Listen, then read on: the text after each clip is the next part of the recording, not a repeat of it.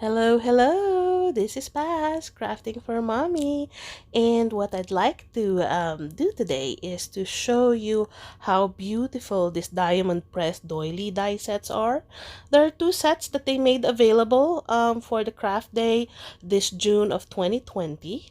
One set comes with four dies and one folder. Look how intricate those are. The sets are called lace and floral. That one is my favorite, by the way. I get distracted. But to be honest, I don't know which is which because everything, all of those eight dies are very intricate. It's substantial. The metal is substantial, so it's really well made. And there's a lot of details that later on you will see cuts through perfectly like butter with just one pass on the marquee. By the way, if you guys don't have the diamond press marquee, this will be, you can use this on all the other die cutting machines that you have. Just make sure you have enough wide opening to be able to run it through. It will not work on the very old diamond press that is very small in terms of opening, but if you have a Cuttlebug, a Gemini, Spellbinders, or anything else, as long as it will fit, it would definitely work. However, I love using it with the marquee. For me, I mean, that's what diamond press is all about. Very easy and very quick die cutting for those times that you just want a quick and very easy card to assemble, but still don't compromise on the intricate elements that you'd like to include. So on my right hand side, you see there's a stock of metallic gold cardstock. I buy a lot of my paper and supplies in the UK or from the UK, either through Crafters Companion US site, or I've been a Create and Craft customer, uh, for years, and I do have a huge collection of Hunky Dory, Kanban among my most favorite brands, and that stock of gold metallic foil paper is just one of those must-have items that they usually put on sale, and if they do, I stock up on it. So you see, I mean, even the size is perfect to be run on smaller die cutting machines. That's why I love it. Um, Two dies perfectly fit in one page, and as you guys can see, I'm just going through and cutting one die after the other with just one pass, and every bit of paper just falls perfectly off the die. You don't really need to poke any of those remnant papers in there because there's none. I mean, it really cuts really well. That's what I love about the marquee. It's effortless. You don't really feel that you're struggling in terms of cutting through it. Excuse me, but it does. And every bit of that cardstock just fall off my craft desk once it's done. I don't need to run, the die brush to get them all out. Nope, it cuts clean and it cuts really, really well. So this is actually the time that I was kicking myself for not getting the Anna Griffin mini vacuum cleaner because those itsy bits. I do have a handheld Dyson here in my craft room. Excuse me. But in times like this, I think it would be nice to just pause a bit and just vacuum those bits. But anyway, I'll do that at a later time when I'm in between cleaning up all these doilies and also assembling the cards. So I think this is the second to the last one. I've managed to cut six of the doilies, six or seven, and I think I'm done. Yeah. So here, I mean, I'm lining it up one by one and side by side with each, and everything is just beautiful. I like the size. You can definitely do a lot with the sizes. It's gonna be the focal point of any card that you will do. So What I found out is that for those of you who have the diamond press nested dies, particularly the round or the circle one, count from the outer rim, the third, the fourth, and the fifth, which is essentially the dice in the middle, fit perfectly in the inner circle of these doily dies. So that means that whatever it is that you wanted to layer on top of those doilies, you could cut it with with precision, and also at the right size using those nested circle dies from Diamond Press. I was just happy that it's gonna make my life easy. So before I conceptualize my cards, my goal is to do eight, one for each of the doily. Is that I'm looking on my toppers. A lot of the toppers that I have in here are hunky dory, Kanban. There is graphics there from an Instagram account, past lives finery, although I did not end up using it because it's too pretty to be cut in such a small piece. I'll save it for another card. But for at least majority of the circle toppers that I managed to get are from my hunky dory USBs. Have you guys tried digital crafting? These toppers that I'm using, I printed that out of the Anna Griffin Verite printer and on a very heavy, I think it's 300 GSM cardstock. So it's substantial and it works wonderfully. Hunky Dory usually releases USBs with a portion or maybe a fragment of some of those their more popular collection, and you can print it to your heart's content. And that's what I did. I mean, one weekend or one Saturday afternoon, I put out my printer, got out the USBs that I have for Kanban. That is a Kanban collection, that pink and yellow, very feminine one that I'm cutting. And what I do is that I just print, a few or maybe sometimes 100 pages of the things that I love, just so it can readily be something that I can just pull out from my stash and use for any card. I mean, similar to what I'm using today. I know if I don't do that, I'm not going to be able to do it. So what I did is that I paused, the video for about an hour, did my layers, and just focus on the assembly. There was a gap, and I do apologize for that because I thought I turned on my video camera, but apparently I did not. So you are catching me still on the first card, so you did not miss a lot. But you're now. I wanted to walk you through how I assemble the layers. That tool that I'm using with the infrared light, or laser lights, that's actually a We Are Memories Keeper. What do they call that? Laser square? Oh, I love that because you guys, for those who have seen my videos before, you know that I'm quite obsessed when it comes to making sure everything is lined up, it's balanced. So, for card making, and I'm making 8 in a row, one for each doily style.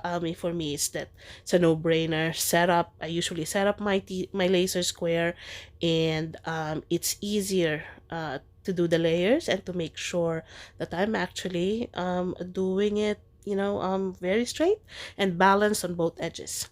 So as you know, as what I wanted to show it to you guys is when it comes to the styles that you can do for this card, I mean, it's versatile. What I wanted to show you is doilies is not necessarily for feminine cards alone, and it's not something that is like vintage feel. What I did in here are mostly all of these 8 ones. These are mostly cards for kids, birthday cards or just a note cards like this for children. And if you notice, once you have the right elements, in this case, that's a stamped image from Greeting Farm that I colored to Spectrum Noir, and a topper from a Vintage Collage Toppers of Anna Griffin. It actually works. You don't need to be always, to use those elements on a very specific style of card. When you mix and match it and with the right colors and elements, it actually works. In this example, so this is my third card. This is a birthday card for someone who has a musical inclination, because the backdrop is a very pale beige musical notes or sheet. I remember my brother, when I was doing this. My brother is a musician and a composer, and this is a very easy birthday card for a boy. That's me. Hello. And I just used, again, another stamped image from greeting farm that I colored, and just put in a sentiment saying birthday boy. All right, so that's 3 out of the 8. I think we're passing, we're going through it one by one, so stay with me. This is a 5 by 7 card, so a little bit bigger than the usual size that I do, which is about 4 by 6 or 4.5 by 6. So this 5 by 7, again, using in this element, I know I'm using some hunky dory topper in there. And what I did for a little bit of interest, is that the 6 by 6 paper pad layer that I wanted to use does not easily fit a good, the 5 by 7. So what I did is that I put a backdrop on it, or a layer behind it, just so I could get more space. And what I did is that I have cut it into 3 different segments for a bit of an interest, and then pulled all the colors together. If you notice, I'm just using about 3 or 4 colors consistently, but in different elements. It actually can be a good visual interest, and make you feel that you've professionally pulled all those colors together, that intuitively it's not that easy to pull. In this particular case, I'm using a hunky dory topper, and that is an Anna Griffin vintage collage piece. So see, I mean, quite easy. Um, I think I do apologize now that I'm seeing how fast this is. You may not easily glimpse how the card looked like. So after this video, what I did is that I included very tight and close-up shots of each of those cards, just so you could see it up close, and for reference, if you guys would like to give the layouts that I did in here a try. So again, if there's one thing that I have found out, as I'm using this doily dies, is that it's very versatile. You can make it work in any style of cards, or for any gender, for any age group that you want. As a testament, these are all somehow kids' birthday cards. That seems to work. It doesn't have the vintage feel, but it definitely have a good sense of refinement. And what I love about the doily dice is that if you put the right topper on it, it really highlights your main topper, or your main graphic, or picture that you have used on your card. So it is a wonderful tool to really emphasize your focal point. So I lost count. How many cards are we doing? Is this 5 or 6? I do believe. I don't remember. But there's 8 in total, one for each of the styles of the doilies. But then again, this is another birthday card for a little girl, so there's a lot of pinks and reds and striped colors of yellows and blues on this. And what I love is that if you look, I mean, any topper works well on a gold metallic doily. And when you see how it all pulls the color together, it really looks great. I mean, this is going to be one of my most favorite dice ever, for sure. And you know what? Maybe one afternoon I'm gonna sit on my craft room to cut the entire bundle of metallic gold cardstock to multiple doilies, just so I can just have it as a stock. So excuse me on this. I just can't take it anymore that I've got a lot of, seep through, glue that is seeping through and going to my mat. So I just need to clean it up. I think this might be my second to the last card. I told you guys that I don't like fuzzy cutting, but for this particular card, I came to terms with it. Anyway, this is quite easy. This is a lot of straight lines only. So for me, I'm not too intimidated by it. I could have set up my brother's cat and con, but I didn't bother. It's one or two or three pieces at the most, so it's okay. Um, Again, this is a hunky dory. Um, topper elements that I printed on a hunky-dory cardstock. They have cardstock that is for printables that they usually sell whenever their USBs are being presented from Create and Craft.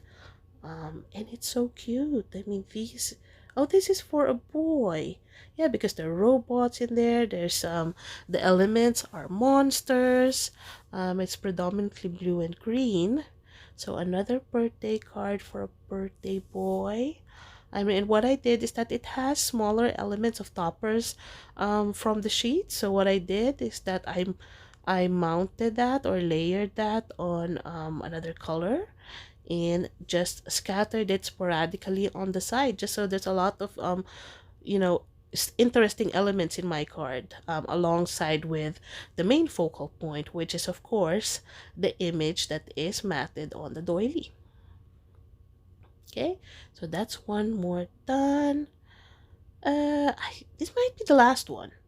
Yeah, this might be the eighth card, I think. Um, so again, this is a little bit big, 5 by 7, because I am using that Anna Griffin, the one on the left top right hand side, top hand side. I that is an Anna Griffin vintage collage topper, and it is I love that because it makes a quick card pop. And in this case, I've got three main elements from the Kanban kit. And I think it's also a printable. It's a USB set that I printed on one weekend. And I am using three of those elements and scattering it all throughout.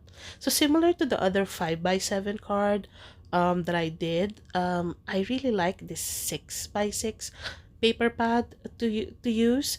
But I don't have enough. It's not gonna cover the entire, layer that I want. So what I did is that I cut it into strips, matted it in black, because though I want to call attention to it, I also want to tone it down. And I just don't want floral upon floral to clash on this card, because if you notice, the Anna Griffin collage toppers is a huge floral. So what I did is that to break that floral monotony, or to not make it too busy, I matted that floral backdrop in black, and it actually works. All right. So in this case, I like overhanging elements like that, but you know what? It's too much overhang for me, so I actually ended up cutting the sides, just so it's going to be, at the right size of the card. But there are cards that I made earlier that have a bit of an overhang, and I left it the way it is because I like an overhang on the card. I think it's just a very interesting element, and done the right way, which means not too much, or done in the right composition, it works. And I'm just gonna either find a bigger envelope for it, or do it myself through Crafter's Companion envelope makers. And I think I also have a tool for We Are Memory Keepers. So yeah, this is my 8 card and done. So here they all are, all 8 of them.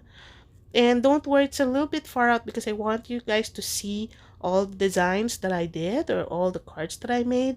A testament that Doily Dies works on all types of card making styles. In this case, I made it, the theme here is whimsical and birthday cards for children, and it works beautifully. So there you go. Bye. And by the way, I mean, I'm going to leave you with a very tight close-up shots of the cards that I made, all eight of them. But if you want to see more pictures of them, um, just go to Instagram and, subscribe or follow me on Instagram. My name on Instagram is crafting underscore fur underscore mommy. And I also have a Facebook site. So my Facebook is Crafting for Mommy. The way that it's spelled here on YouTube. I do tend to post a lot of pictures of the cards that I make because I know, as card makers, we get usually inspired by some other else's work. So I'm hoping that you would find that this is a good resource when you are playing with your diamond press doily dies to at least have a reference, keep your mojo started or keep it going while you are playing with your doilies. All right, so these are all it. I love them. And if Diamond Press is listening, please make more of these in all shapes. I mean, square will work, rectangle will work, like a table runner. I'm gonna buy them all. I love doily dies and I can't get enough of them. Thanks, everyone. Bye.